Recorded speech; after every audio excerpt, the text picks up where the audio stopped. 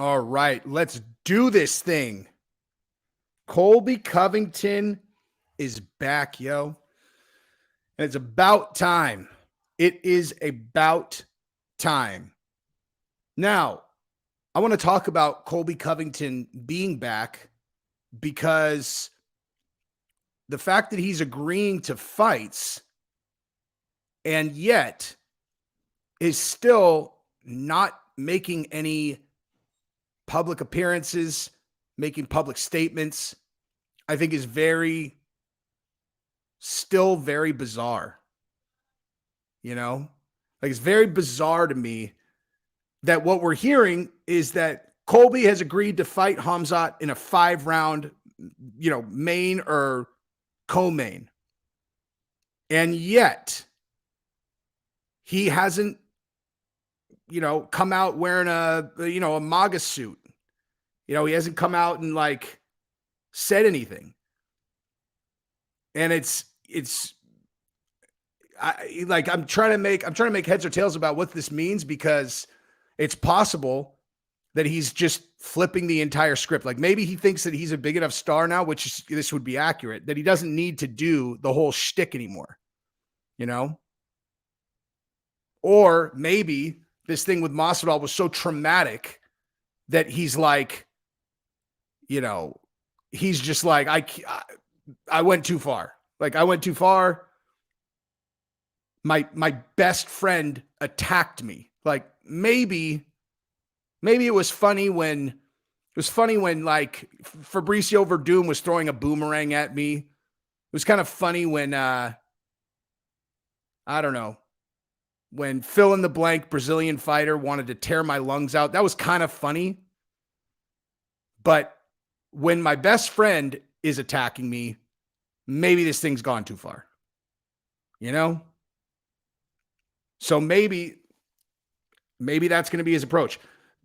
Colby is one of these guys where I think I can confidently say that how he plays the game before the fight will not have any impact on his performance. None. I actually really believe that I think that's a very rare thing. I'm basing it on no evidence, just kind of an instinct that I have, that he's one of these rare guys who can completely detach and separate what he does when he's in the octagon from every other thing that's happened leading up to the fight. Yeah, if you guys don't mind liking this video, that would be amazing. But yeah, I still can't get my head around that beef. But now, especially now that Colby is still radio silent, it's just, I don't know. I mean, it just seems incredibly likely that this was a pretty heavy deal for him, where this was this is gone way too far, But anyway, I'm really excited to watch him fight Khamzat though, because man, you talk about an exciting matchup. I love that fight. I'm not 100% convinced that it'll be that competitive, honestly, but I only say that because the only person who's had anything to give back to Khamzat is someone whose game off their back was so nasty that they ended up in a striking, kind of a 3-round striking exchange. I'm trying to think if I've ever seen Colby do jits off his back. I don't know. I mean, at the same time, Khamzat takes guys down the exact same way every time. If Colby's ready for it, maybe he'll be able to keep it standing. Because if they keep that thing standing, if it goes 5 rounds, if that's a 5-round co-main event, Colby's got a good shot in that fight. Assuming that he can keep it standing. But if Khamzat just runs him over and gets him on the ground, it's just like that. Holland obviously has had some trouble with getting put on his back, but that was I mean, that performance that he put on, Kevin Holland was just ridiculous. Ridiculous. But yeah, Colby definitely has, at least from what I've seen, Colby has better. He has better cardio for sure. I mean, Colby honestly has better cardio than anybody except for or even with maybe Kamaru. That's why those fights are so bananas. It's because both those guys are just running full steam in the 5th round. I don't know. I mean, I see that. Yeah. Is there any chance he's going to come back with like a completely different character? He could, but I doubt it, because I think that his character is not, it's not completely fake. It's like, it's fake to a point where he's saying things that he would never say in like his regular life. But, I did a video about that where I'm like, dude, do you think that like at Thanksgiving dinner that Colby is like, wearing like a diamond chain? He's all, what's up, you fucking nerds and virgins? Who wants to suck daddy's beesies? Like obviously he's not doing that at his mom's house. And I can pretty much guarantee you, well, actually, I know for sure that he's not doing that when he's just out kind of hanging out with people. But he for sure is really a Trump supporter.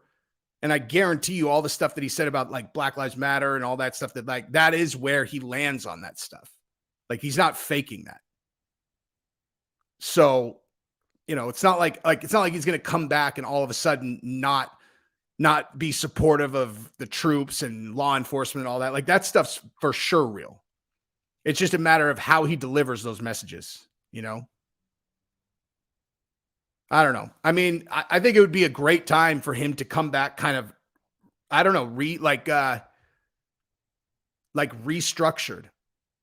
come in with the same issues that he supports, come in with the same, things that are important to him. And just drop the really over the top thing that's not really him. You know what I mean? I don't know. Yeah, like that's what I'm saying. Like if his whole thing is just like he's proud to be American, he supports law enforcement, and he doesn't like when people burn cities down. Like, I mean, that's very like just being supportive of those things is very different than what he's done, historically. But yeah, he was just at the Candace Owens premiere on that expose documentary that she did about BLM, which I would highly suggest everybody watch if you have any level of support for that organization. Not for their cause, but for that organization. Two very different things. Like being supportive of what they supposedly represent is not the same thing as supporting that organization. And if you ever considered giving money to them, I would highly suggest that you watch that movie. Because don't give them money. But anyway, I mean, again, like a couple things about the Khamzat and Colby fight, though. I thought that Khamzat missed weight by 7.5 pounds and came in, what technically 178.5. Oh, hang on. Okay, the only reason that I did it like that, Colby is back, and so is Cejudo. It's just because, like, we all knew Cejudo was coming back. Like, he's been announcing it all over the place. That's kind of my point about Colby. Like, that's actually basically my point. Is like, Cejudo, everybody knows he's coming. Well, 8.5, but he gets a pound of leeway. So he came in at 178.5, but he could weigh in at 171 since it's not a championship fight. But anyway, so it's like, like Cejudo said, he's like, if they give me Volkanovski, I'll fight for the title at 145. If not, I'm coming back to 35. Like everybody knew. He had made that crystal clear that that's what he was doing. And so I don't know, like that's why that's why I put him as like the afterthought, because we already know. Like, of course we already know. Colby is like, has disappeared completely off the face of the earth. And it's like, he just pops his head up. It's like, one of my buddies is like, hey, I hung out with Colby this weekend for this thing. I'm like, is he all right? He's like, yeah, man, he's totally normal. I'm like, well, then what the fuck is he doing then? You know? Like, I don't understand. But no, Henry and Volkanovski fight is not happening. That's why Cejudo's fighting Aljamain next. You know what's funny about that? You know what's really funny about that is I did that video the next day. So, like I did the fight companion with Shab. I'm doing that again this weekend, by the way. You guys check it out. I thought that fight companion went really well, dude. Like when I went and watched it back, I was like, dude, this is like, I could just detach from it being me on there. I'm like, I would watch this. Like, this is a solid fight companion. But anyway, like, yeah, like, they like Triple C had said that he wanted Volkanovski. If they didn't give him, he'd come to active bantamweight. But anyway, so I did the fight companion, and then I came back, and Shab was 100% convinced that Sean was going to get the next title shot. And initially I said that too. Like, I was like, oh dude, yeah. I'm like, he couldn't talk his way out of that title fight. And then Aljamain's fight, then Aljamain's fight happened. And it was like, oh shit. Okay. There's a much bigger thing to consider here. And I did that video about it the other day where I was saying like the UFC is going to try to give O'Malley the best possible chance to win. And Aljamain is a horrendous matchup for him. Horrendous. And so I said, I have a feeling that everybody's going to be surprised. He's not going to get the title shot. I think it's going to go to Cejudo. And then I found out afterwards that Dana had actually, Dana had said that at the fucking press conference. I didn't know. I had no idea. So like Dana literally in the press conference after the fights was like, hey, like who's next for Aljamain? He's all, how about Henry Cejudo? And then I made a video like I was fucking breaking ground. I was like, you guys aren't going to believe this. You're not going to believe this shit, dude. But I think Cejudo's going to get the next one. Everyone's all, wow, groundbreaking fucking take, Jesse. Where'd you get that from? But the honest to God truth is I had not seen it. Like I never saw Dana's fucking press conference. I had no idea, dude. I literally had no idea. As a matter of fact, I saw a headline for that. The way I found out was I saw it was like, Dana says Cejudo's next. And I was like, fucking come on, dude. Get off of me. And then I watched it and I was like, wait a minute, is this the fucking press conference? So it was after I had posted my video. And then I was like, oh shit, he fucking said it at the press conference. So then I went to the comments and everyone's all, hey, really, hey, great take, dude. He said it in the fucking press conference. So that was pretty funny. But yeah.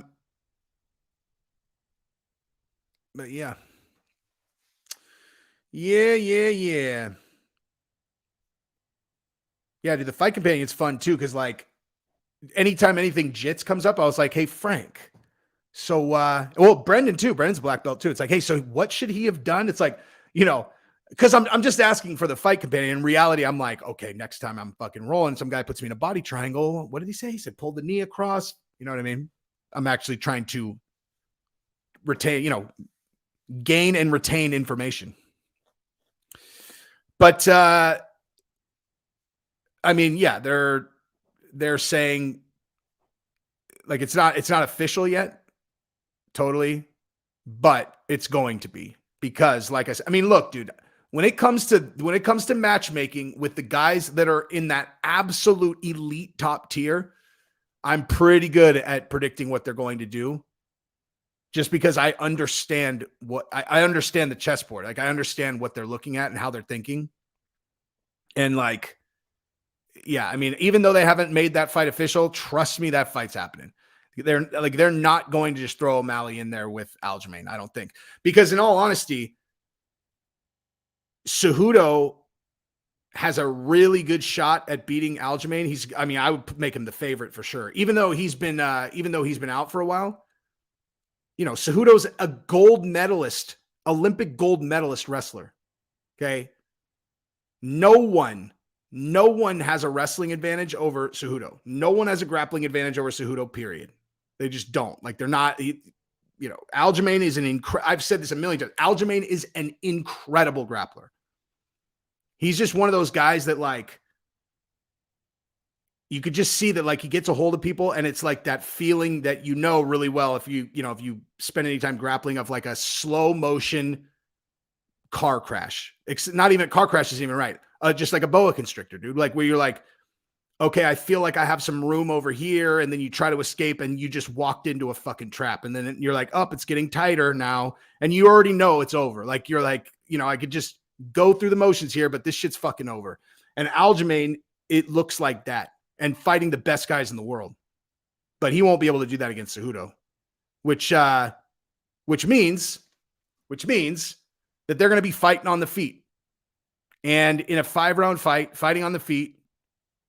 I mean, Cejudo has to be the favorite, man. Like a big favorite. Definitely. And then you go Cejudo versus O'Malley, and that's a different ball game. O'Malley has a way better chance of beating Cejudo than he does beating Aljamain. Which is just like, it's just, it's just the way it's like matchups make fights. Thank you very much, Greg. But yeah, like matchups make fights. So, but the thing, so what does Sean do in between now and when Aljamain and Henry Cejudo shake itself out? I would say now, given that that's what it's going to be, they probably do Chito versus O'Malley.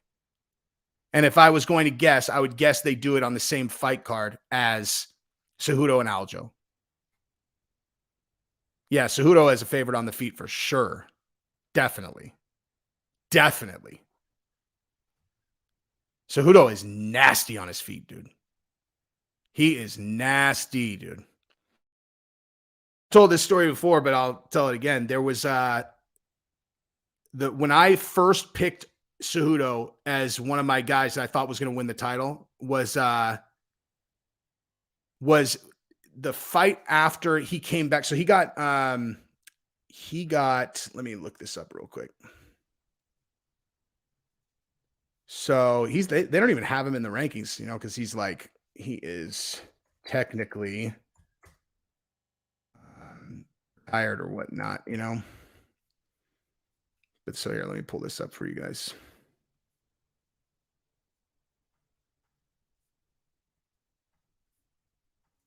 Yeah, so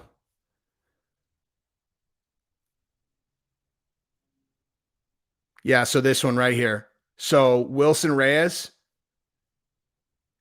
if you go watch that fight, so he lost to Demetrius, then he had a really, really close decision with Benavidez. But if you go back and you watch this, it's like he took, I don't know, what is this, like 8 months or whatever in between the Benavidez and Wilson Reyes fight. But I remember being in Vegas watching that, like I was at a sports book or something watching it. And that was the first fight where he came out with that like really stiff karate stance. Like he came out like with a old McGregor stance. And oh my God, dude, he looked so good. Like he looked so good. And I remember being like, whoa, dude, like that's going to be the guy at 25. I didn't know he's going to go up to 35 at the time, but I was not surprised even a little bit when he beat DJ. That is one of the closest fights you're ever going to see. The Demetrius versus Cejudo fight, that fight was so close. But yeah, I mean, I don't think Cejudo's ever lost. No, he hasn't. He hasn't lost since then. But to be fair, dude, I mean, let's just, let me put this back up. To be fair, Cejudo at 35 beat Marlon Moraes, who is, if I'm not mistaken, has lost every single fight since then. Let's see. Pretty sure. Yep, Cejudo. Okay, then he beat Aldo in a split decision that was very, very, everybody thought Aldo won. Aldo got a title shot at 35 after this. I'm sorry. Wait a second. Wait a minute. Aldo. Yeah, he did. He got a title shot right after this against Jan because everyone thought this was his debut at 35. And everyone thought he won. And so like he was 0-1 at 35, got a title shot. But then, yeah, so he lost to Cejudo. He's lost. I mean, if you consider that a loss, he's lost every single one of these fights. So that's not That's not a, it's not like a super notable win. And then he beat Dominic Cruz, who subsequently won a split decision over Kenny, won a decision over Pedro Munoz, and then lost to Chito Vera. I mean, beating Dominic Cruz obviously is a notable win, but now that we know what's at bantamweight, like now that we actually really know what's at bantamweight, it's not like Cejudo has cleaned out the division. Obviously, he's never fought Jan. He's never fought TJ. Well, he fought TJ at 25. That's another thing. People think like people will go, oh, he knocked out TJ, but he knocked out TJ at 25, where he never should have been. TJ should have never been there. And so all those top guys that are at 35 that are all nasty, he hasn't fought them yet. I'm not saying I'm not saying that he won't beat him. He hasn't fought them yet. So yeah, I mean, just in terms of his resume, it's not like he cleaned the division out and then left. The problem was that TJ had cleaned the division out for the most part. And then Cejudo knocked him out at 25. It's in, very fast fashion. Then he beat Marlon Moraes and finished him. And then he finished Dominic Cruz. And so people were just like, oh man, like this is the guy. But then after he retired, everybody found out like, oh shit, there's some fucking monsters at 35, man. Monsters. But yeah.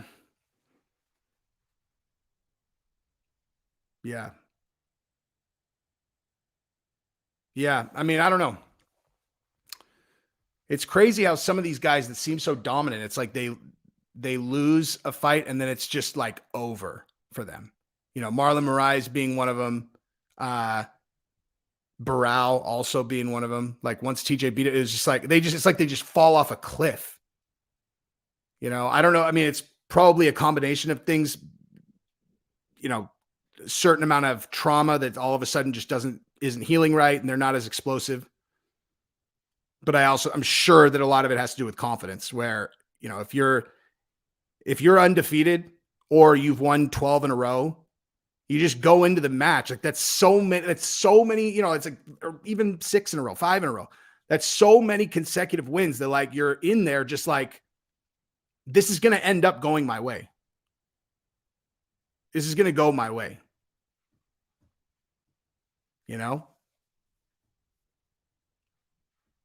I do. But if people want me to read their question, then super chat it, my man. But yeah. Sandhagen dropped the ball. I mean, TJ not coming back from the shoulder, but I have yeah, dude, like, wait, Volk is a cheater? That's ridiculous. You're talking Volkanovski? How is he cheating? But like, I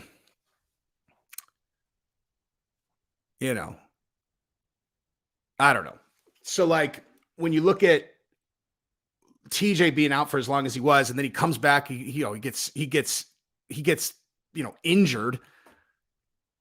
And then he comes back against Aldo and his shoulder popped out. If you watch the Fight Companion, like instantly, like, Brendan and I were like, oh, he's injured, dude. We couldn't tell what was wrong, but instantly we were like, he's injured. Look at his face. We didn't know what was wrong. Like, we couldn't hear the announcers because you can't listen to them.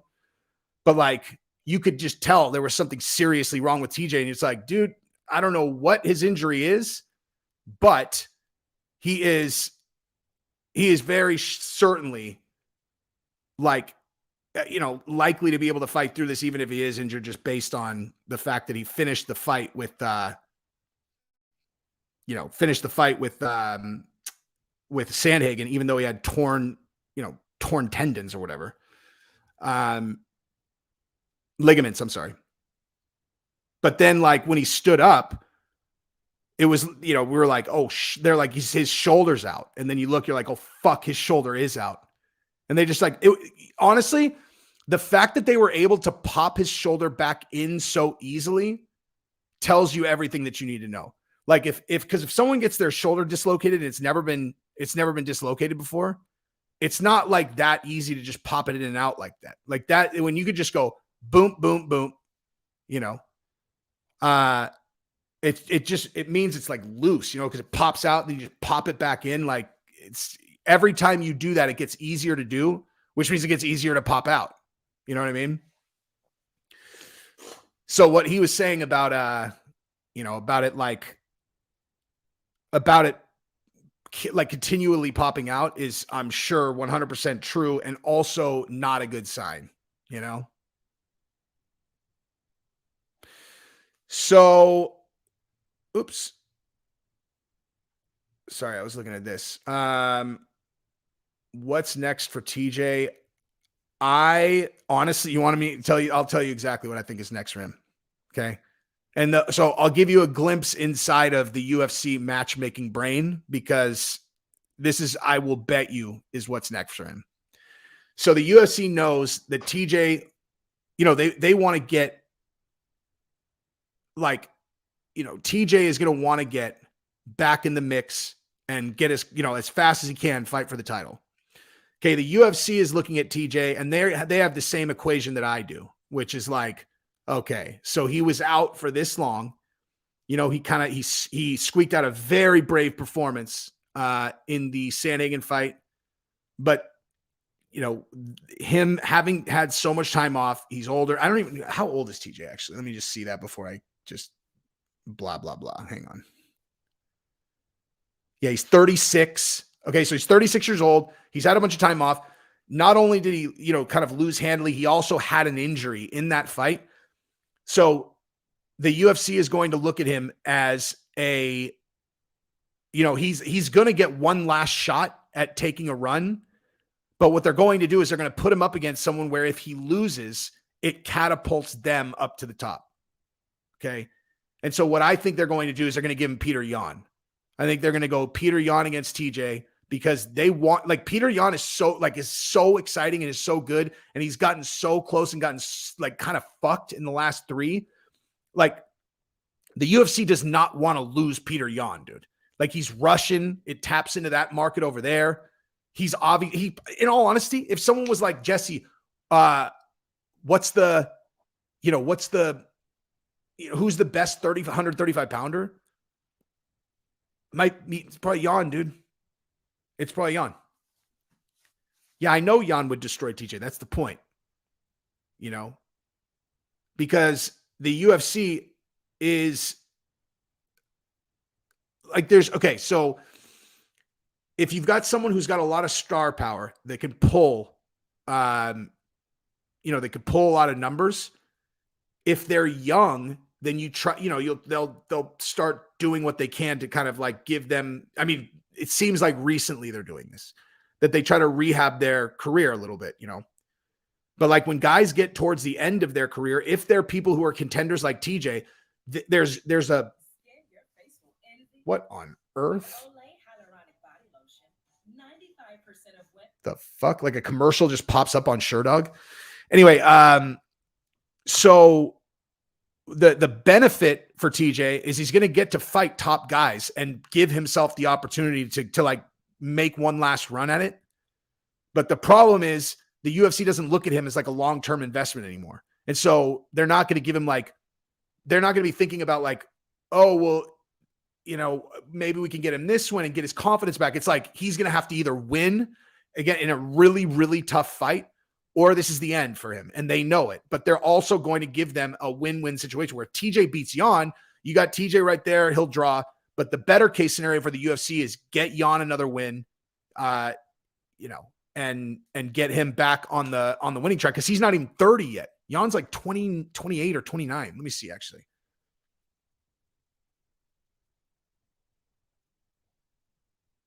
Let me see. Peter Yan's 29. He doesn't turn 30 for 6 months, which is, yeah. Jan's 29. So yeah, I think that's who TJ gets. Unless they do O'Malley versus CJ, maybe. I mean, like I said, O'Malley's not going to fight for the title next because obviously Cejudo's fighting for the title next. But who they give O'Malley will be very strategic. And so, yeah, it's either going to be TJ or Chito, and I would imagine the other guy gets Yan, whoever that isn't. But yeah, I mean, yeah, he's 30 by his next fight. That's young in the UFC. Like, you got to consider most guys' entire career. I think I don't even know what the average career length is, but the people whose names you know, like who have had long careers, are the best of the best guys. Most people get into the UFC, which is a huge accomplishment, obviously. But they just don't ever really do anything that big. And maybe they've even been in the UFC for 8 years, 9 years. And you're kind of like, oh yeah, I've seen that guy fight a bunch, but you don't even know their name. But if a guy gets into the UFC when they're 25, which is even honestly there's obviously some guys who get in when they're much younger than that. But guys hit their prime generally. If they hit their prime at 28, that's young. That's generally pretty young. Usually guys hit their prime around 30, 31, 32. Usually. FJ, thank you very much, sir. Much appreciated.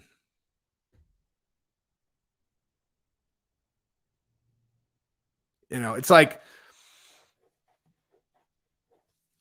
if a guy, if you look at kind of historically, it's pretty rare for a guy to lose a fight when they're, 36 and then go on a long winning streak again. It's not that it doesn't ever happen, but that's usually where it starts to, because the end of the day, you're talking about the best fighters in the world. Just a millimeter of change in a person's explosiveness or any of that stuff makes them go from someone who is nearly unbeatable to someone who is beatable, I saw someone ask how Chito and O'Malley goes. Man, honest to God, I would love to find that out. I would love to see that fight. Because stylistically, I'm not going to lie. When Chito and O'Malley fought the first time, I didn't really know that much about Chito. I knew who he was, but it's not like I was like, oh, I know what he's good at. It's not like I knew oh, Chito is an incredibly gifted defensive fighter who's, got an incredible round kick and he's pretty vicious on the ground and blah. I didn't really know what to expect from him fighting O'Malley. Dean Jackson, thank you very much. But now I do. And they both, his cardio is ludicrous. He is ludicrous. Has ludicrous cardio. But that said, O'Malley, dude, again, I can't exaggerate how impressive I found it, how he performed in the third round, given how he looked at the end of the second. That's so rare, man. That's so rare. And maybe it's just because of, kind of, I don't know, where I struggle personally and have always struggled is in getting gassed. And it's because I'm so shit at breathing. I'm fucking awful at breathing. I have central sleep apnea. Okay. So when I sleep, if I don't wear a CPAP, I'll just hold my breath. It's not like obstructive sleep apnea. My brain is fucked. So I just hold my breath. I wake up gasping for air if I sleep without a CPAP. It's completely so I at least partially blame my shit breathing, both stand up and grappling, on that. but I am terrible at breathing. And so I get beat. If I'm in like a tough round and I'm really concentrating and I'm kind of like not being very efficient with my energy and I'm breathing like shit, I get so fucking exhausted. And so like if I see a guy like O'Malley that tired at the end of the second round and he takes a minute in between rounds and then he fights a full 5-minute round like he did at, against Jan, it just, to me, I'm like, God damn, man, that is so fucking like so impressive.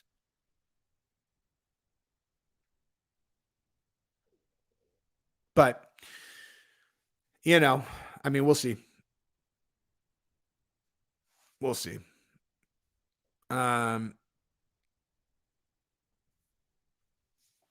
So hang on, I'm reading some of these comments. You think Chito will hurt Sean in some way or another next time they fight? Dude, honestly, that particular way of getting hurt, I don't care what anybody says, is fluky, dude. It just is. It's fluky. Because when someone gets hit right in that perennial nerve because their foot starts rolling. And people calf kick all day long now. An outside calf kick, like people do that all the time. And it's super fucking rare for a guy to get clipped right on that nerve in a way where where it just makes the leg dead. It just makes the leg. See, like I've never been kicked there. But like, well, I mean, I've never had that perennial nerve thing happen.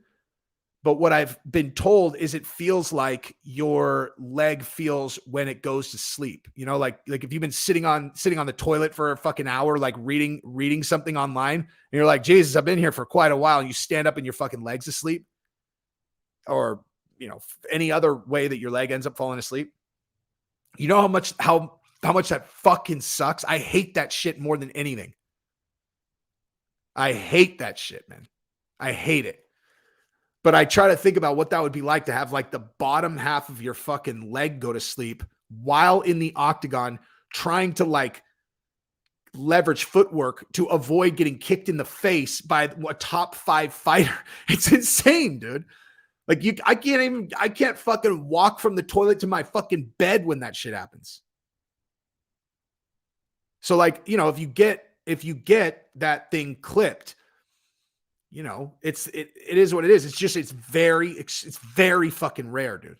It's really, really rare. It does feel like a log buzzing. Exactly. Adesanya versus Pereira prediction. Thank you very much, Uncle Bacon. Next fight, companion, a skit doing unique voice with Brandon. I totally forgot, dude. I actually completely forgot. But yeah. Adesanya versus Pereira. I think Izzy's going to do it this time, but it's very hard to feel confident. It is very hard to feel confident predicting that fight just because, especially honestly, just watch their last one. You know what I mean? Like just like watch their last fight. The smart money's on Adesanya because he was absolutely winning that fight, but then he gets clipped and he's unconscious. And Izzy's last fight, he knocked Sean Strickland unconscious with the same fucking punch. Well, with the same punch, and then that cross that he hit him with on the way down, that was like, I mean, that shot was crazy how accurate that was. But like, I don't know, dude. It's like, if you think about, I have a feeling that a lot of people are going to pick against Izzy just based on his recent performances, like, against Cannonier, against Robert Whittaker. I was at that one, very close. I mean, Izzy's protecting the belt now. which is exactly what most people would do. I'm certainly probably what I would do. It's too much money, dude. It's just too much money to not fight that way. And so my point is just that, like, he does what he has to win while taking the least amount of risk. That's how he's fighting. That's why it's been boring lately. But at the same time, I mean, does that mean that he's the same fighter as he was the first time that he fought Alex Pereira? Of course not. Does that mean that his skill set is not the best in the world? Of course not. His equation is take the least amount of risk to win. It's as simple as that. He's like, I have the belt. You have to come take it. And I honestly, even like outside of the money, I'm on board with that. You know, like I'm on his best performances against Costa. The Gastelum fight was incredible, but against Costa. But that's a perfect example. He fought against Whitaker against Gastelum that way because he didn't have the belt. That's kind of my point. It's like once you have the belt, it's like, oh, you want this, dude? You know, when you're trying to go get something, you got to go take it. He's like, oh, you want this? Come get it, bitch. Come and take it, dog. Here's the belt, dude. Come get it, bro. You want it. You want it. Come and get it. And, you know, if they can't take it from him, then he wins. Do you know what I mean? So, I don't know. I just like, I haven't like that's one thing about these recent fights is I have not felt confident making a pick in any of them because the matchups are crazy. And that's not because I'm not good at handicapping fights. It's just because the styles and the matchups have been like really, really, really crazy, like really close, you know, where they match up really even. I mean, now with Islam, there was no way to realize that his stand-up, like people are talking about his grappling, but to me, if anybody would have said like, oh, Islam's going to hurt Charles and then dive on top of him, I would have been like, oh, okay, well then he'll finish him. It's the fact that he was able to catch Charles with, you know, a shot like that. Just the fact how good he looked on his feet was just really, really impressive, you know? But like, and then O'Malley against Jan, I went back and forth on that 3 times, 5 times. I mean, I just kept going back and forth. Then TJ versus Aljo. I mean, even though it went the way that it went, is a really hard fight to pick. Pereira against Izzy, also very, very, very hard to pick. Now, Izzy has gotten caught in a couple fights. He's shown a good chin. Can he take a shot from Pereira? Certainly not a left hook because no one can. But Izzy knows that. So it's tough, dude. Dude, I would do a podcast with Guru anytime he wants. Challenge Guru to a fight. Okay. So, I forgot. I did this in a video that I'm posting after, talking about Conor because he's out of USADA. I was like, what benefit is there to Conor fighting at this point? You know what I mean? Like, what benefit is there to him fighting? He's like, if he loses, that hurts his brand, his ability to make money. If he wins, who fucking cares? My YouTube fight equation is simple. Money. And I don't care who it is. I'm doing a podcast with the MMA holes tonight in what time is it? 3 hours.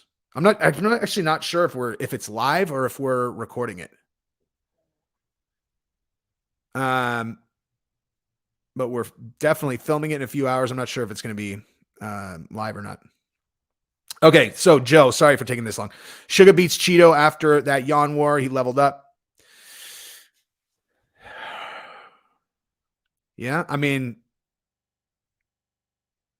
I'm sure that the Chito fight will be stand-up.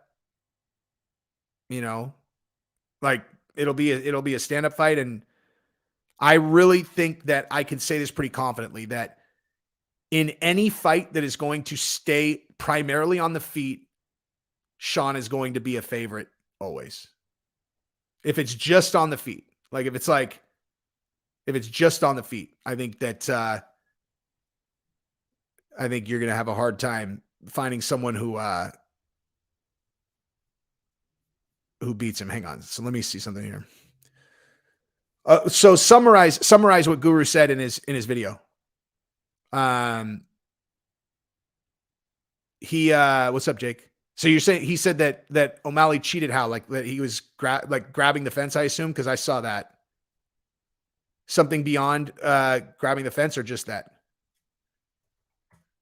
Let's see.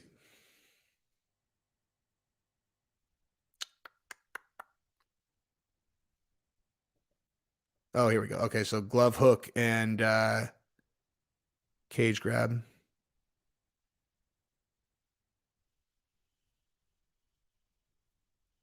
Yeah, I mean, dude, I don't doubt it. Like, not do I not doubt it. It's like, yeah, I mean, at the end of the day, dude, you're in a cage fighting a guy for your life, dude. It's, you know what I mean?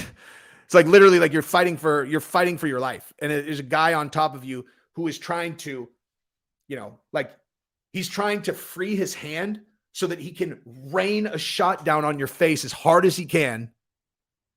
It's like, yeah, the rules are, yeah, okay, I'm grabbing his wrist. But maybe if I just hook my fingers in there a little bit, it makes me a little bit safer. I mean, it's against the rules for sure, but I'm just saying, like, that's like, I don't know. I think a lot of it just comes down to like instinct. Now, does he, if he hooks a glove and knows he's got his glove hooked and he keeps it in there hooked for more than just kind of like someone's rearing back and you kind of hook it by accident and you let it go. That's one, that's two very different things. And I haven't watched it. Yeah, I agree. It's a natural reaction. I do think it should be illegal. Like, I don't think that you should be able, because like you don't want people hooking into the gloves and holding like that. Like that's the thing is in mixed martial arts, there's no, you're not gripping if you want to grip, you grip, you grip. You don't like, there's no cloth to grip to. It's not like fighting in a gi. You know what I mean? It should be illegal, but I mean, because seriously, like think about that. Like someone's on top and you hook their glove, and if you could just hang on to that, I mean, you don't want that to be legal. Guys will get a grip on that and they won't let go.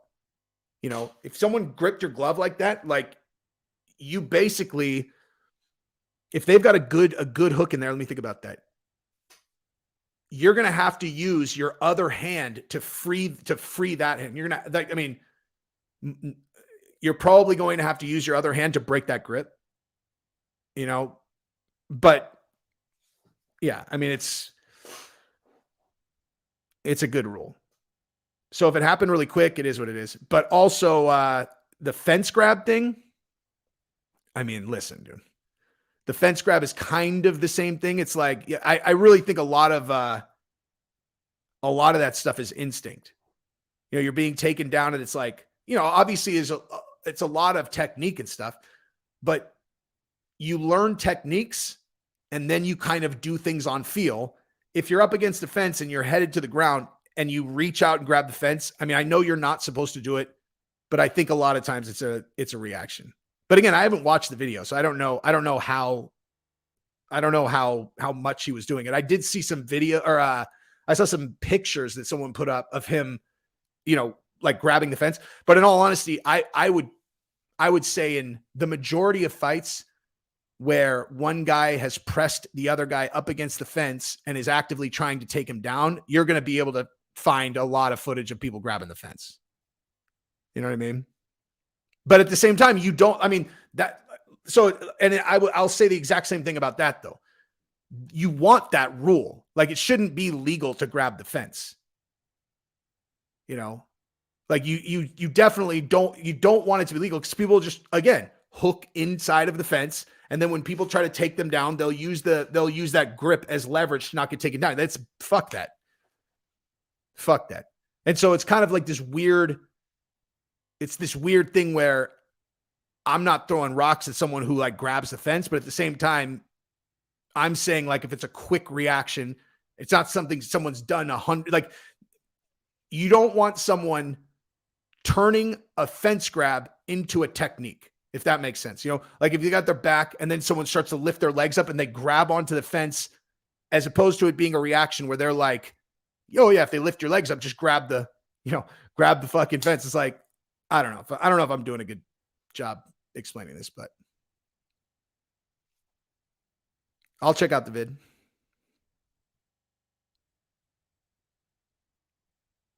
Dustin, who did? Who won 1 and 3 clear? Oh, O'Malley, you think? You have to be talking about O'Malley, actually. So, I mean, he didn't win 1 clear. I don't think. I don't think. I mean, well, the thing is, like, my thoughts are on wax. I'm actually kind of curious.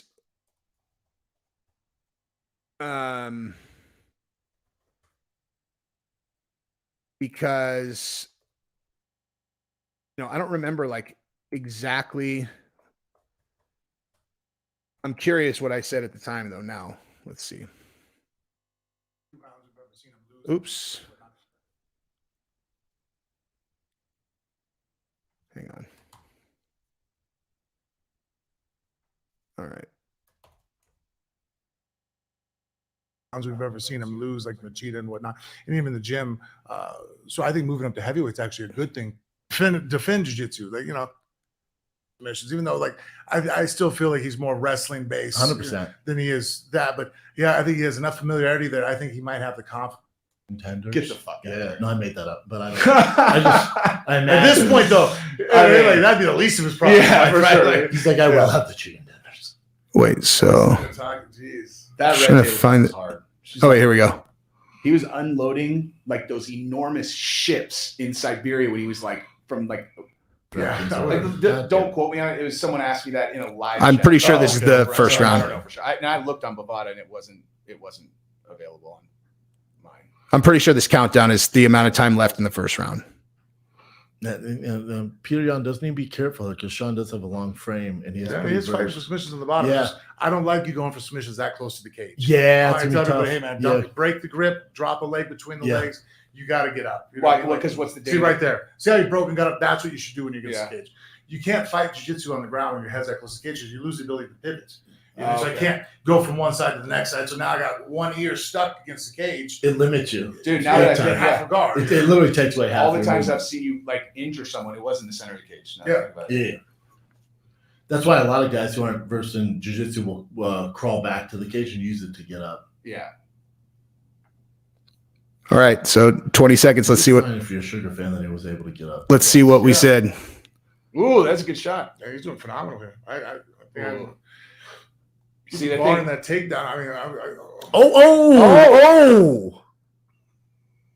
If- That's a tough first if- round to score. if- You probably give All right, here's the end of the round. Ah. Round one. The Honestly, takedown? The I big give it to takedown? O'Malley. I give it to I O'Malley. think O'Malley won I the think, first and round. I just watching the end right there, I was saying, like, if O'Malley continues to have success, there's going to be a phase where Peter gets frustrated and starts going fucking Yeah. Tasmanian. There was devil. more of those for him. Yeah, it's not like Peter did anything on the ground. Yeah, I mean, the kicks were vicious that he landed. Yeah. But I mean, to a judge, they just don't respect the kicks the same way they Oh, respect the not punch. never. Yeah. It And just doesn't. also, the biggest thing in the round was the takedown. They The judges overvalue just those. remembered, oh, I know. Yeah. Especially if we had to do anything with it. Like, Sugar was able to get back to his feet. He got a little ground and pound down there. I can see how you give to Sugar. God, that first round's going to be tough. How do you guys think they should actually, like, if there was like a coherent All right. scoring system? So, I mean, that's our initial reaction to round one. So there's no like, and I'm only showing you guys that just to like, because honestly, I didn't really remember exactly what we said right after the round, but I knew Frank had it. I knew Frank had it for O'Malley. And then if you go to the end of the fight, actually, let's do that. Cause I actually don't, I'm very curious, like what we thought before. So, all right. So this is the takedown. The And takedown was the I want to biggest- see. I actually want to see the fight count. Yeah. The punch We count. didn't- all right. So this is the end of the fight. Oh, don't run into him. No, That's when he got taken down. What are we doing? that. I still think Sean won this round. dude. Yeah, but Yeah, you made it much harder for the judges now. Damn it. With 3 takedowns, you're gonna Yeah. negate the 3 takedowns. I don't know, like a man. knee? Give me that. Let me see that. Let me see the. Get punch up, count. Sean. Act like you won. That knee was brutal. Yeah, and he was brutal. Bro. I think As far as Sean might effective have just damage, won that fight, I personally, if I was a judge, he won the fight dude. I don't want to because hear. I go off effective damage first. You know what I mean? Like who did more damage? You know what I mean? Sean landed a lot more shots, made us all. Ooh, Yeah. I got one for Peter, and there was a couple that the third round landed, but not the damage. Let's And see. now the judges are supposed to predicate off damage, right? Boom. Yeah, like damage is the first indicator. Yeah, and I This knee, dude, Yeah, look. biggest shot of the fight by far. Boom! Yeah, And that That's just the third round. blitzed him open. And Look at then him. hurt him with a shot. Boom. Yeah, Oh, that one was bad. yeah. Yeah. So Oh, yeah. the only person who was Sean's not used decisive to really being was able to, like, Frank counter that Mir, fast. who Yeah, thought This fight O'Malley should be won. a 5-round I know, fight, dude. So imagine if it's 5 rounds, somebody's getting finished. I think Peter knows. Look at him. I just think he's not like, I think he didn't He's think got this it. fight was going to be that tough. dude. If they Yes. get, if they He's get 100%. yeah. I think Peter John's sitting there going, that kid can fight. I don't Yes, give you a can. like. Look, no matter what happens, man. O'Malley's a fucking O'Malley's a stud. He He's- shook the real deal. I'm now on board. Look You at know what I Sugar's mean? head, though. Sugar thinks he lost the fight. Yeah, I agree with Shab there, dude. I don't think judges can give it to him. I hope you guys are right, though. Yeah, Can we he turn did up the too. sound? No. No, absolutely not. Okay, hang It's on. on YouTube. This is right when the 69, dude. Look, but look at Yeah, look at takedowns. that. Yeah. 6-0. He didn't. But He, again, he landed nothing. This is where it According was. to the I remember. judges, it's supposed to be damage done. That's the number one Yeah. indicator. It's no longer the Are you ultimate listening takedown to it, league. Case? Not listening? You listening to us? Are you listening to it? I'm glad Watching? I'm glad that we couldn't hear the announcers, so we're like, can't hear the you know, fight. we're uninfluenced by the announcers. Oh, there What a was fucking respect. fight, man! Do you think Sugar Sean's the real deal now? I guess they're okay. This is where they're doing. You know what? You made a fan out of me. About Yeah, you know what I mean? how Like, could you not be? yeah, He belongs in the top 5. 100%. I don't think you drop him from 11. No way. He has to move up. You think? I'm about to realize it's a split decision. It's a split decision. Yeah. It's a split decision. Yeah.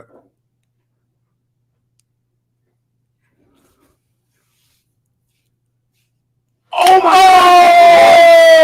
Oh! Called it. Yeah, let's go, dude. One time. Yep. Give it. Yeah, baby. Give it to him. Wrong in our prediction leading up to it. I thought. Jesus, Jan's got fucked 3 times in a row, though. I mean, I do feel he's- bad for he's the Jan, most dude. dangerous guy who's ever Wow. 3-fight skid ever. They just Yeah. put a rocket Ever. ship on Sugar's backpack. Wow. Peter Jan's He's fighting for the title now. He's Jan- fighting the winner yeah. of the TJ Aljamain. 100%. Guaranteed. See, and I was on board with that right up until I saw Aljamain run through TJ, and I was like, I don't know, dude. I do not know about that now. But yeah, so that was our reaction. I was super. I mean, I guess honestly, watching the tape back, I said like I think O'Malley might have won that fight, but fuck, dude, I didn't know, dude. I had no idea. I said because like again, the first round is damn near impossible to call, in my opinion, having watched it back again. But yeah, like I can't remember because I know for sure Shab thought Jan won. I don't know where he said it, but I know that's what he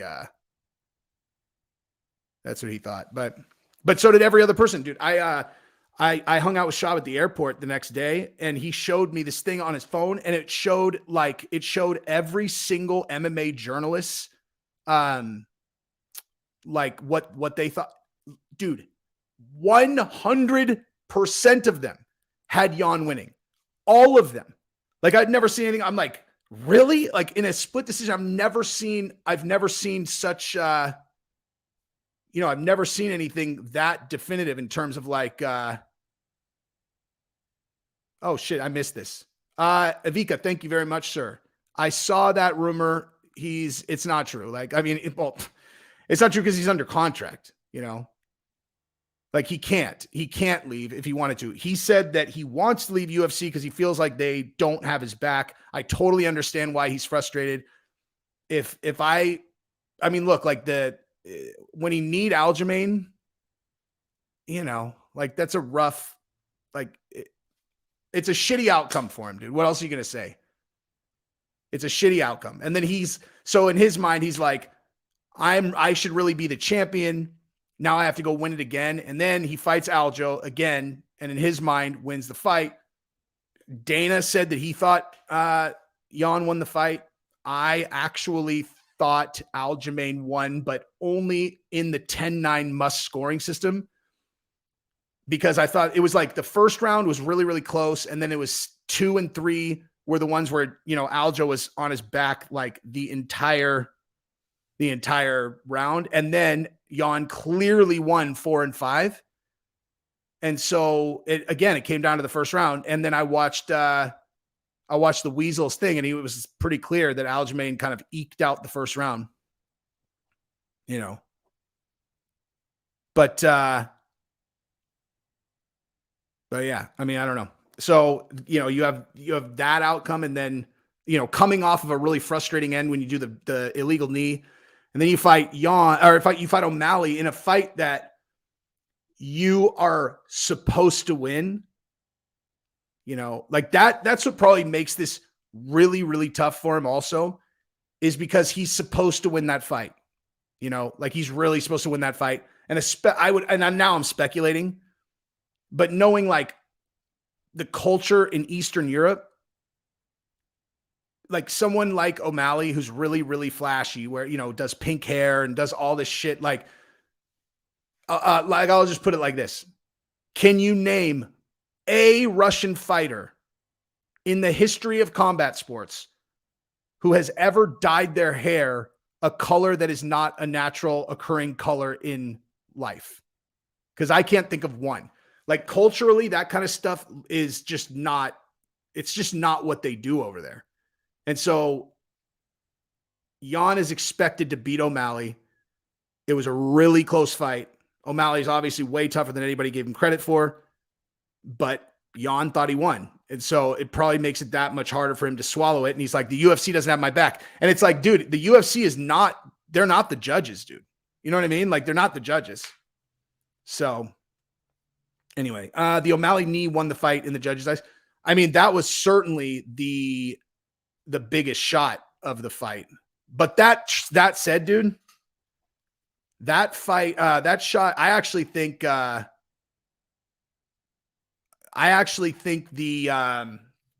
shot that Jan hit O'Malley with in the second round was the biggest, that was the biggest shot. Or like the shot that was most likely to knock the opponent out. Like that, that knee was nasty. But when I saw the replay of that shot Jan hit O'Malley with in the second round, I don't understand how O'Malley was fucking awake, dude. That was a nuclear punch right on the button,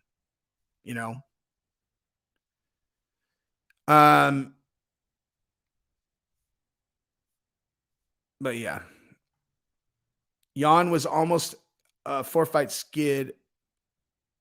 What? Jan was almost a 4-fight skid against Sandhagen. Oh, if he would have lost to Sandhagen? Yeah. But again, that's another really, really, really tough fight. And yes, Trayvon, I agree, dude. I mean, Frank's a stud, man. He is a stud, dude. APC, thank you so much, man. Thank you. I mean, that's one of those things where, I've said this a million times. Like, the reason why I've kind of always had, like, where, I don't know, like, a lot of people are like, how do you know so many of these people that are kind of like, I don't know, like, have big public profiles? It's just because I just am normal around them. Like I don't look at them and see like some different thing than like, I don't treat them any different than I would if it was like, my new next door neighbor. Like I hang out with everybody the same because that's just kind of, everybody's just a person, you know what I mean? But that said, hanging out and watching the UFC with a multi-time heavyweight world champion who is one of the best MMA jiu-jitsu fighters in the history of the sport, it's pretty fucking cool, dude. It's pretty fucking cool. And Shab too, dude. Shab's a fucking black belt in jiu-jitsu who knocked out Mirko Krokop. I really like being able to like talk the fight game with those guys, especially during the fights, because they just who knows their shit better than these guys? You know what I mean?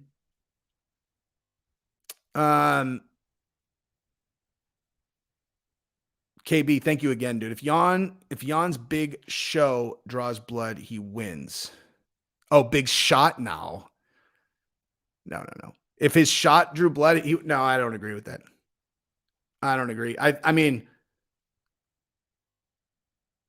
well, actually, you know what? Who knows? If he hit O'Malley with a spot with like where there was blood that continued to bleed, then maybe you might be right. Just because the judging, the ear thing hurt him. Yeah, like I mean, listen, dude, the scoring system for MMA is fucked. The scoring system's fucked. And I'll tell you why I actually decided this, myself, or like how I got on this recently is I heard Rogan talking about how he, the 10-9 must system is fucking stupid. And the reason why it's stupid is because you can have a round where a guy completely clearly wins the round. Like, let's say the second round of the Jan and O'Malley fight. And that's 10-9 because it's not obscenely dominant, right? So that's a 10-9 round. I don't think anybody would argue with that. But then the first round, it could go either way. No one really knows who won. And whoever you give it to, that's also a 10-9 round. It's fucking stupid, dude. Like if you're doing it by the rounds, it can't just be 10-9 barring like some guy having absolutely no fucking success whatsoever, which is what the rule system is. Fucking stupid. Like just bottom line, stupid. Like if you laid that out for martial arts and you had a blank slate, like no one had any expectations for what the scoring system would be. And it's like, all right, hey, how do you think we should do it? And some guy came to the table. He's like, so what do I think we should do? And they laid out the 10-9 must system. And then someone else came in with literally any other fucking system in the world. You would have to actively try to think of a stupider fucking scoring system for mixed martial arts. But I'm not a person who likes to just call things stupid and not suggest something better. So that's why I never really talked about it very much. I wasn't like, okay, yeah, the scoring system is dumb. It's because it's like, all right, well, what would you do? And here's the thing, dude. I have an answer now.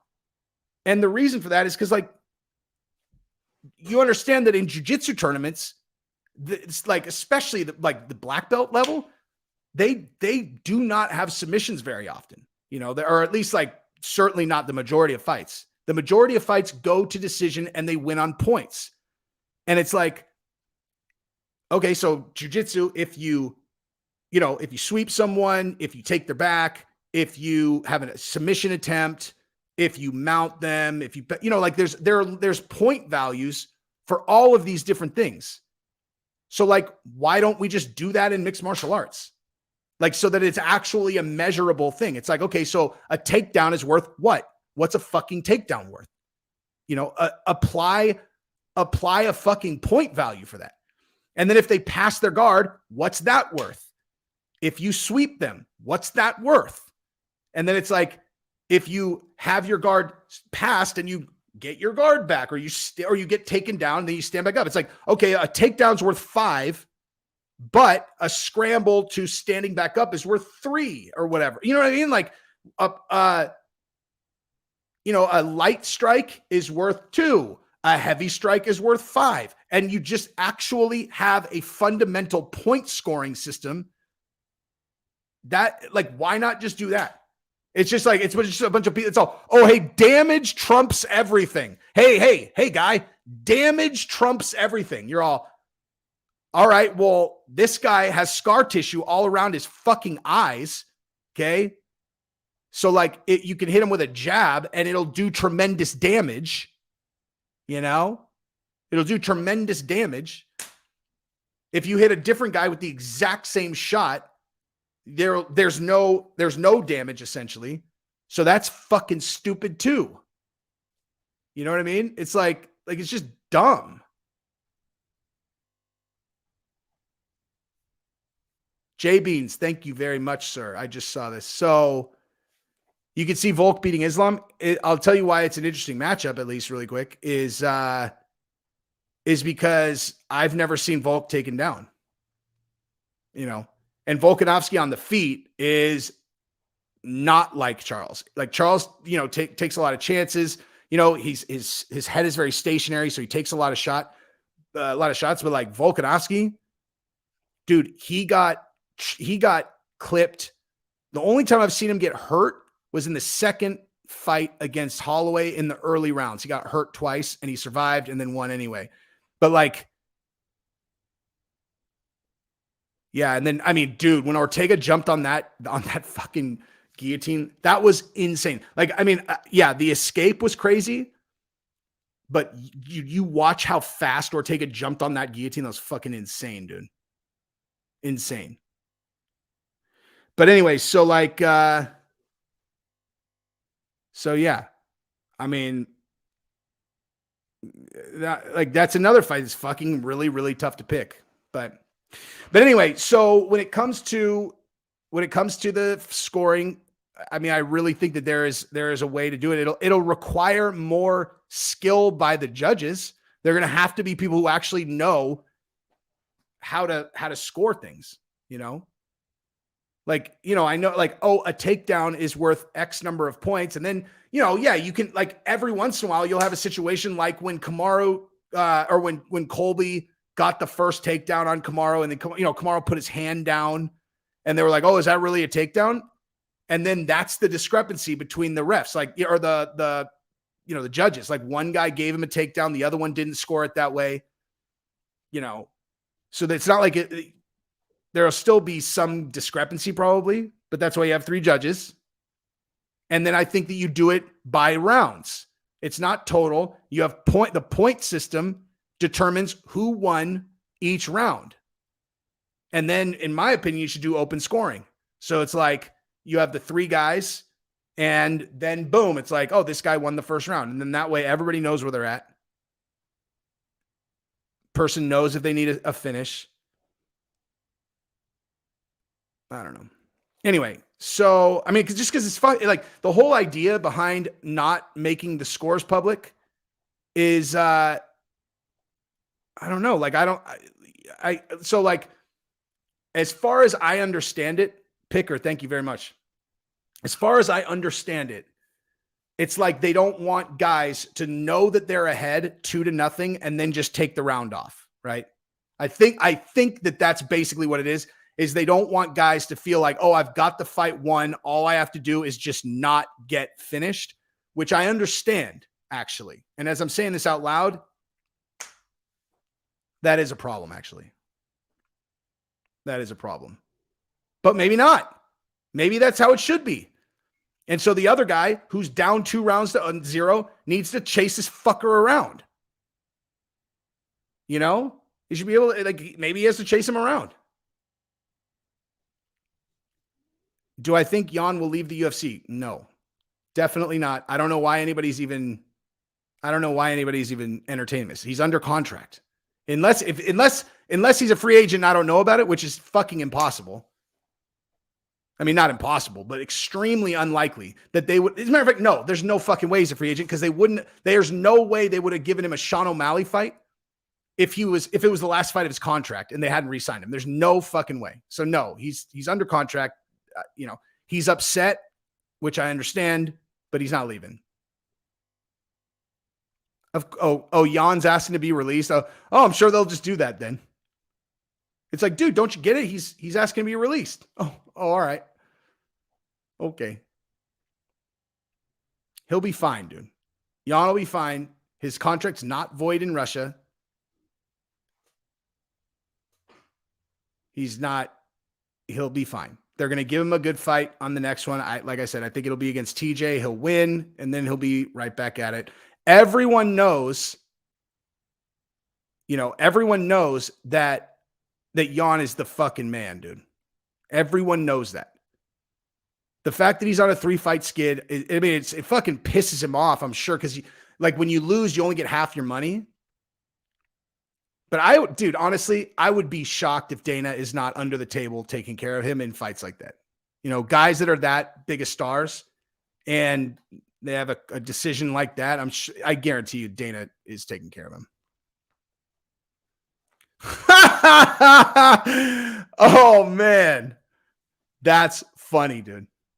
I'm not going to say it out loud, but that is actually, sure I will. Tell him to bash the Hebrew nation like Kanye and he'll get dropped. That's hilarious. I'm not suggesting anyone does that. I'm just saying that's funny because Kanye got dropped from every fucking thing, dude.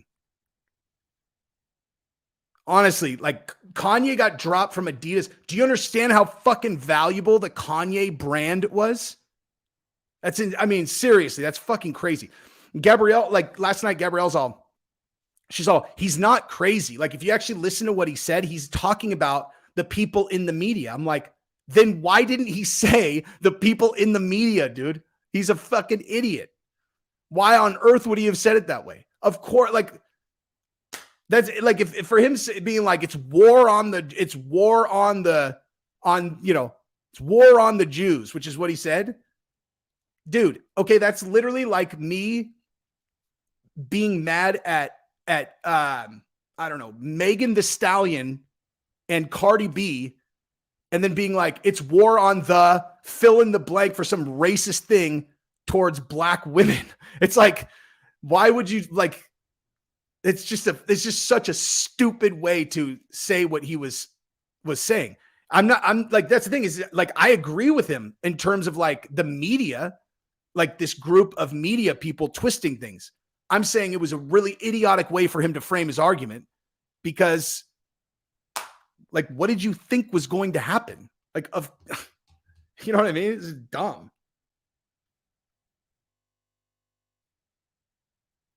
Wait, what? Elon Musk entered Twitter 2 days before his acquisition is expected to finalize carry.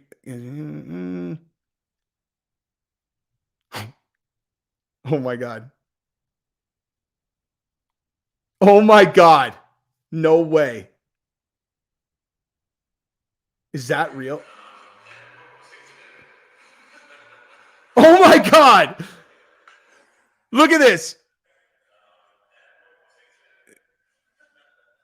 Elon Musk entering Twitter with the kitchen sink. Why do you think that means? What's he saying? He's throwing everything out except the kitchen sink. He is going to gut that fucking company, dude. And it's going to be hilarious, dude. Yeah, no, that's what I'm saying. He was calling out something that's real. I'm saying the way that he characterized it by saying it's war on this ethnic group was dumb. Like really fucking dumb.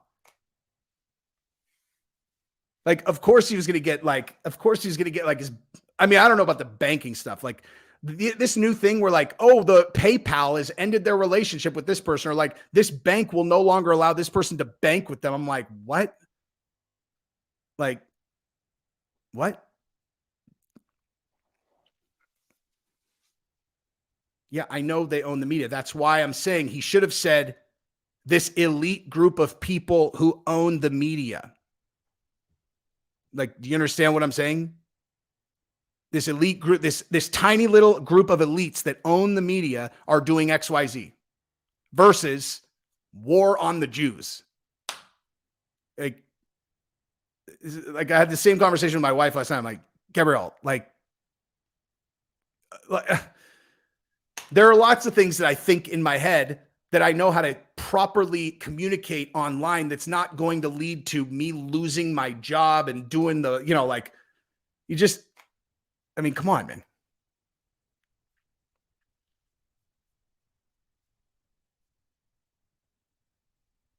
Yeah, I am. I'm like 75 or 70% Ashkenazi Jew. And I promise you, I didn't do shit to Kanye, dog.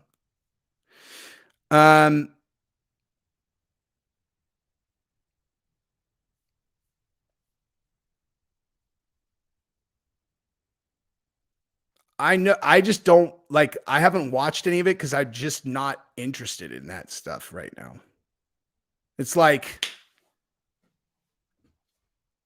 I'm much more interested in like what's coming out about the jab data. That's a lot more important. And well, I mean, it's kind of the same people actually, but like, I'm really hoping that everybody gets to see how that all really played out. Am I hurt by Kanye's comments? Fuck no. I am not insultable, dude. I just am not like, no.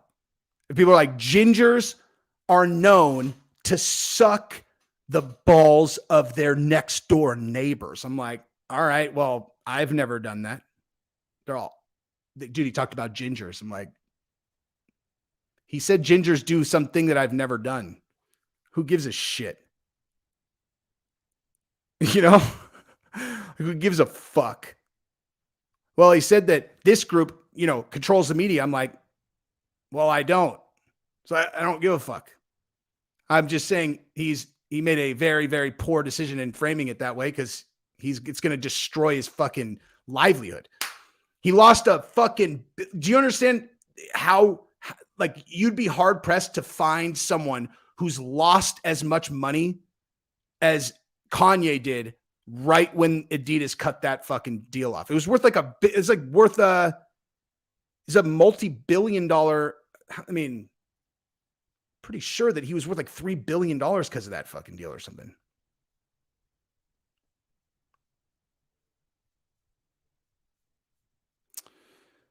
Anyway, I talked about this Jan thing, but he's under contract, dude. It doesn't matter. It doesn't matter that he wants out of his deal. It's totally irrelevant, dude. Like there is no possible way he's going to get dropped. There's no way he's not going to be in the UFC. He is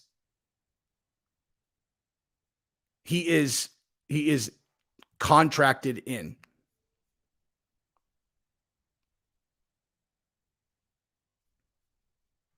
Dude, I always knew that if I acknowledged being ginger, that this was a risk that I was going to have to take. So I'll take my medicine, dude. I'll take my fucking medicine.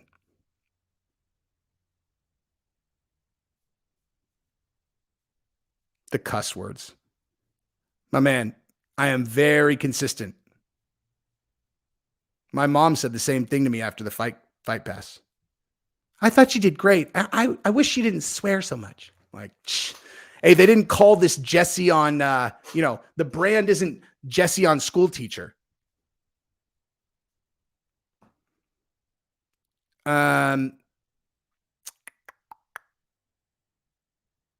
This is a good question. If Nick Diaz can come back and fight anyone and somehow he's in his prime, who would I want him to fight? Oh, man, that is... let me think about that. Man, what would be like a great... let's talk about current fighters.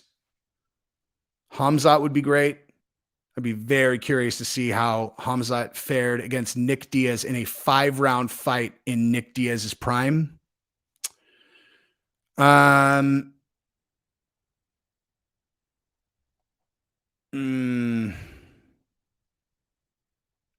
I don't know.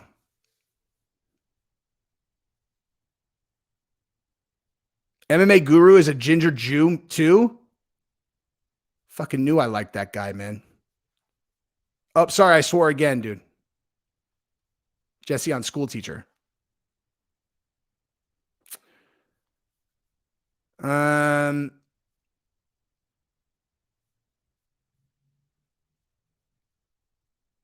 me see. Yeah, you guys are going on MMA holes tonight. Again, I can't remember. I'm not 100% sure if it's live or if we're recording. But if you see that they're live tonight, I will be on. Just come say what's up. But I want to look up. Anderson Silva got knocked out in. This is not good, man. This is not good. Did you guys see this?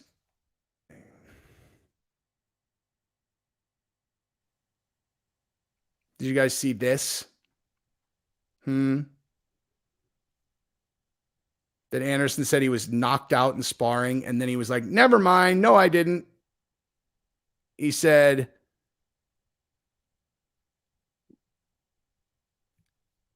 oh, wait. After seeing the reports and concern for me, I'd like to clarify two important things. I was never knocked out in sparring. I misspoke in that interview, as sometimes I do when I speak in English, and exaggerated the normal back and forth. Okay. The sparring session I referenced was in early September. It wasn't recent. Coach, let me tell you something. Why the guys knocked me out 2 times, and the coach said, you need to prepare for war, and you prepare for war. Oh. All right. Yeah, I mean, so maybe, I don't know, maybe he got knocked around. But yeah, I mean, dude, I don't know. I mean, look, dude, like he's fighting in a couple days. They're not going to call this fight off, man. Because I'll be honest, like they can't. Like Jake Paul's team, they can't call this off. They lost the Tommy Fury fight with a step in with Tyron. Then they called off Tommy Fury again. Then they do Rockman, and then they call off Rockman, and then now they're doing Anderson Silva. If for any reason this fight didn't go off, that would be a serious problem for them, you know.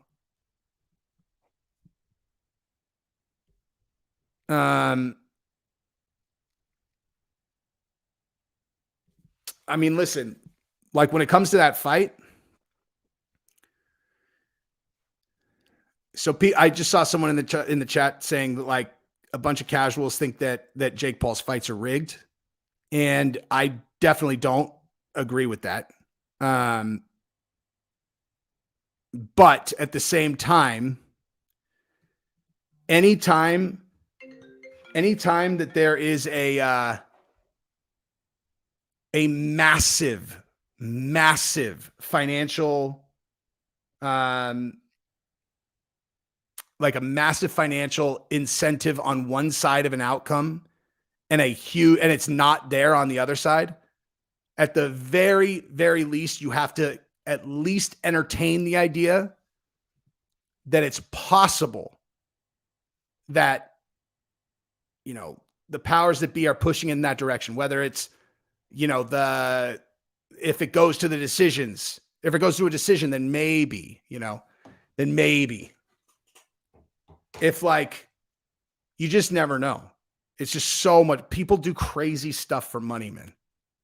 People do insane stuff for money. So I don't I don't buy into the fact that Tyron Woodley like got knocked out on purpose.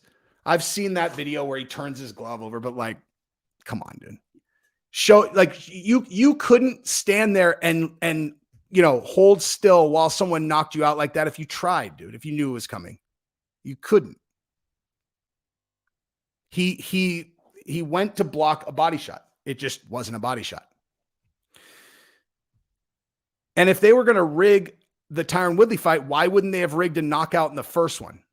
You know what I mean? Like why would they let it go to a super close decision? It's ridiculous. But Anderson Silva is legit, dude.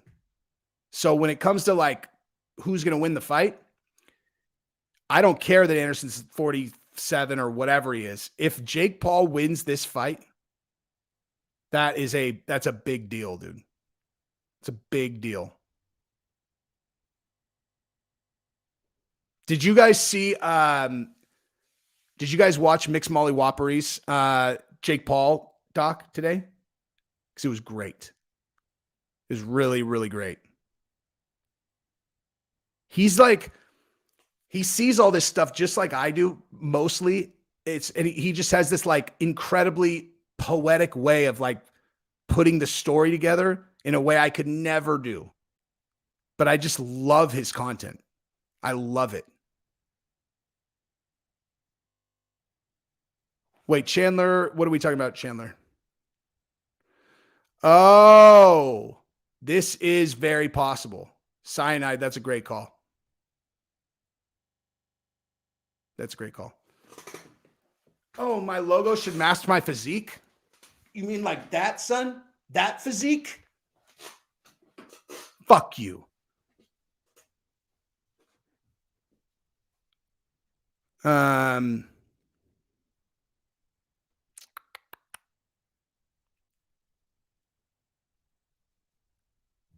Yeah, I mean, Silva put fucking Chito down in 40 seconds and then beat a legit former world champion boxer. No, Slowy. It was this dude said, he said, your logo should match your actual physique. And while a little bit exaggerated, not much, dude. Not much. I feel like Logan's airbrushed. Yep. Ooh.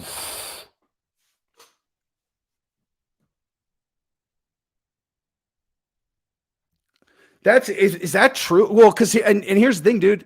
Shab actually thought Jan won. It was me and fucking. Actually, I was kind of on the fence.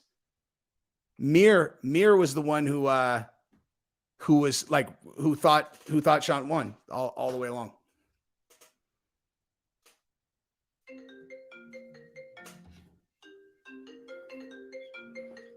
Hello, Gabrielle. Hello, Jesse Merle. What are you doing? I'm live on YouTube. Oh, hey, YouTube viewers. Are you coming to dinner? Yeah, 6:15. Oh, are you guys gonna go right now? Well, I don't know. Yeah, go. I'll meet you there. Yeah, go ahead. To go there? I mean, we're in the car. Do you want us to come get you, or? Yes. The only thing, like I said, I have to be leaving at like 7:30 at the latest. Correct. Okay. So you guys are gonna go there right now? What time will you be there? Okay, I'll see you there. Okay. All right, dudes. I have to go to dinner.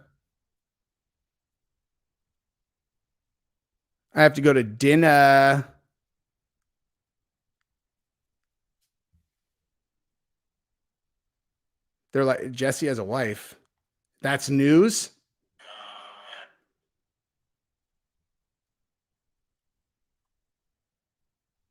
Don't be rude to me.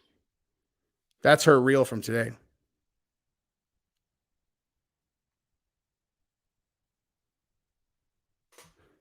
Poor me. Oh, sorry, guys. Oh, dude, I eat like a boss. I also just train 6 days a week. I already trained today. But anyway, love you guys. Peace.